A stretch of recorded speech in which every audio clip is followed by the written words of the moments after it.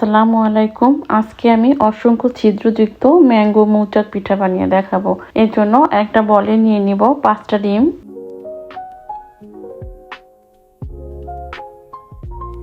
এবার এই ডিমগুলোকে আমি খুব ভালোভাবে ফেটিয়ে নিব।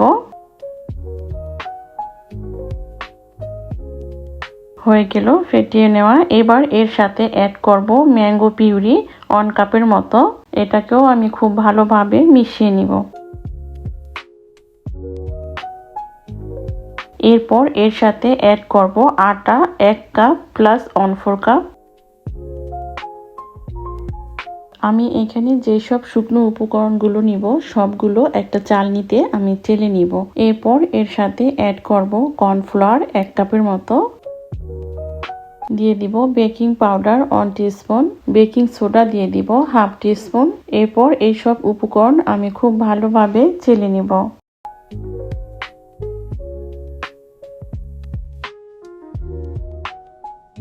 হয়ে গেলে চেলে নেওয়া। এবার এই উপকরণগুলো খুব ভালোভাবে আমি মিশিয়ে নিব। একটু খেয়াল রাখবেন যেন কোনো গুটি গুটি ভাব না থাকে। এরপর একটা বলে দিয়ে দিব 1 কাপ চিনি, এর সাথে অ্যাড করব 1 কাপের মতো পানি। চিনিটা আপনারা আপনাদের ইচ্ছা মতো দিয়ে দিবেন। এরপর আমি অপেক্ষা করব চিনিটা গলে আসা পর্যন্ত। চিনিটা গলে গেছে আর এরই ফাঁকে আমি চুলাটা বন্ধ করে দিয়েছি। আর এই চিনির শিরাটা আমি ঠান্ডা করে নিয়েছি। ঠান্ডা মানে কিন্তু পুরোপুরি ঠান্ডা না, আপনি হাতটা চুবিয়ে রাখতে পারবেন এরকম অবস্থায় রাখতে হবে এটাকে। হালকা কুসুম গরম শিরাটা আমি 2 বারে ব্যাটারে দিয়ে খুব ভালোভাবে মিশিয়ে নিব। এরপর আমি এর সাথে দিয়ে দিব কুকিং অয়েল 3 টেবিল চামচ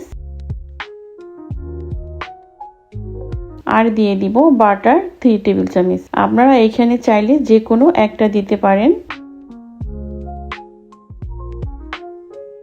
এবার এগুলোকে আমি খুব ভালোভাবে মিশিয়ে নিব যেন কোনো তেল বা বাটার উপরে ভেসে না থাকে। দেখুন হয়ে গেল মিশিয়ে নেওয়া। এরপর আমি দিয়ে দিব খুব সামান্য একটু লবণ আর দিয়ে দিব একটু ফুড কালার। আপনারা চাইলে ফুড কালারটা স্কিপ করতে পারেন, আমি একটু কালারের জন্য দিয়েছি।